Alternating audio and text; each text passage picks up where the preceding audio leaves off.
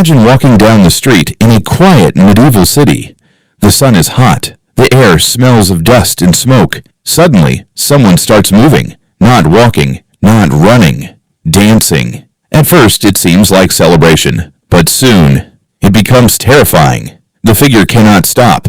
Hours pass, days pass. Their legs move, twisting and pounding, as if controlled by something beyond reason. Then others join. 1, 2, 10, dozens, hundreds.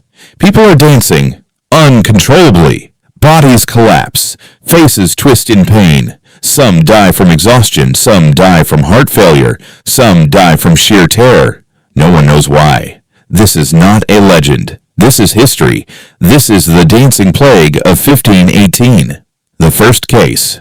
The story begins in Strasbourg, a city in the Holy Roman Empire, in the year 1518. It was summer. The streets were crowded. Markets were full of merchants selling fruits, cloth, and spices. Then a woman appeared. Her name was Frau Trophea. She stepped into the street and began to dance. There was no music. There was no festival, no reason at all. At first, passers-by were amused, thinking it a strange but harmless display. But hours passed. She didn't stop. Her feet became raw and bloody. Her body weakened. Yet she continued. By the next day, her movements became frantic, almost unnatural. Neighbors tried to pull her away. Friends tried to reason with her. But nothing worked. She was trapped in her own body.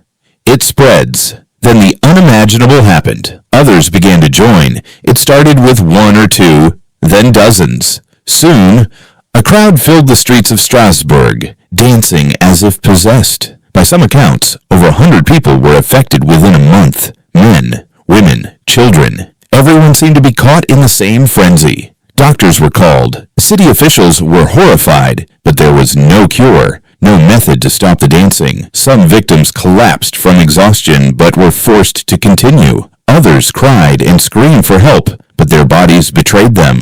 Some fell dead in the streets, their bodies twitching even in death. The air in Strasbourg became tense with fear. Neighbors avoided the afflicted. Families barricaded their doors. The city council was desperate.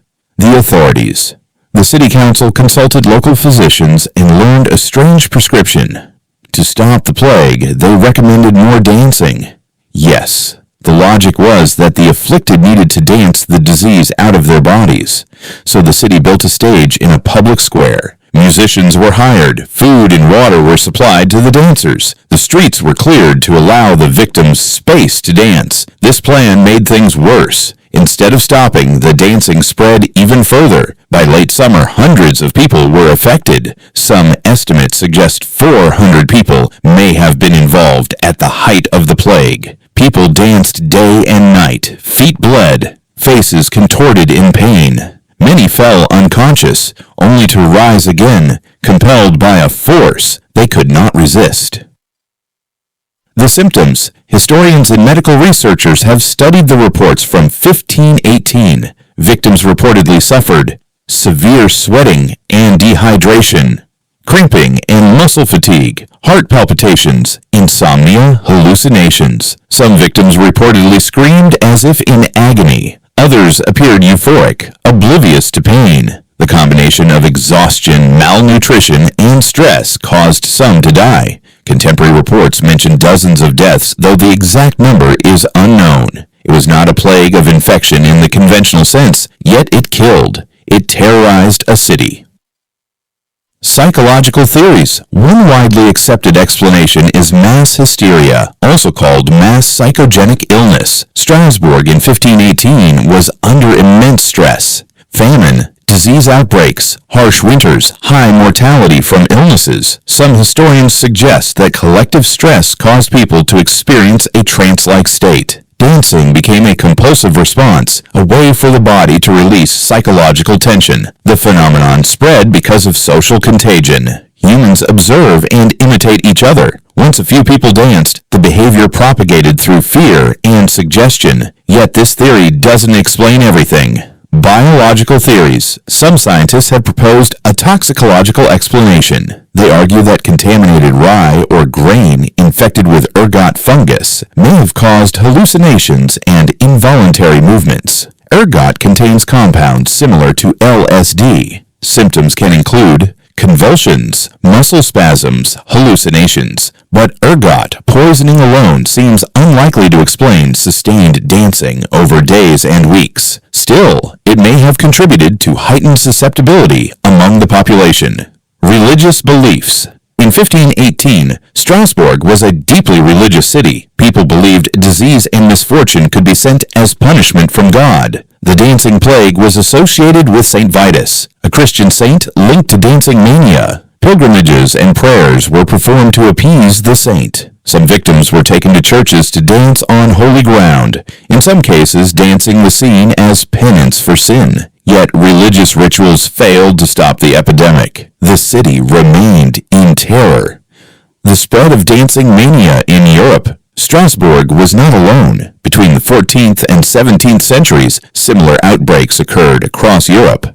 Augsburg, Germany, 1278, reported dancing and convulsions among villagers. Netherlands, 1374. Hundreds reportedly danced uncontrollably in the streets. Liège, Belgium, 1374. Dancing mania reportedly caused multiple deaths. These events suggest that the phenomenon was not unique, but a recurring condition linked to stress, belief, and social factors. Personal stories. Reports describe horrifying personal accounts. A young girl danced until her knees gave out. She fell, only to rise again, as if compelled. A man reportedly danced 3 days and nights, collapsing only once, then resuming. Families were torn apart. Some tried to restrain loved ones, others abandoned them. Entire streets became hazardous zones with victims twitching, stumbling, and collapsing. These stories were chronicled by city officials and physicians at the time. The end of the plague. Gradually, the plague subsided. City authorities realized that forcing dancing made things worse. Victims were moved to isolated areas. Music and public gatherings were banned temporarily. Those who survived often suffered lingering fatigue and trauma. Estimates of deaths vary, but dozens, perhaps hundreds, likely perished. Strasbourg slowly returned to normal, but the memory of the dancing plague haunted the city for generations. Modern analysis. Today, scientists continue to study the dancing plague. Neurologists, psychologists, and historians collaborate to understand how social stress can cause physical manifestations, the role of religious belief in epidemic behavior, environmental factors like famine and toxin exposure. Despite advanced knowledge, the phenomenon remains partially unexplained. It is a chilling example of the human mind and body interacting under extreme stress. Lessons from history. The dancing plague teaches us about the fragility of human psychology. Extreme stress can manifest in ways that seem supernatural. Communities under pressure may experience mass behaviors that defy logic. Even in the modern world, echoes of this remain in collective hysteria, panic-induced behaviors, social contagion during crises. History reminds us that fear, stress, and belief can shape reality. The haunting legacy. Strasbourg's streets no longer echo with the sound of unstoppable dancers, yet the story persists. It has inspired books, documentaries, fictional adaptations, studies of mass hysteria. The image of people dancing to exhaustion, to death, continues to captivate and terrify. It reminds us that history is not always about kings and battles. Sometimes, the most frightening events are the ones we cannot explain.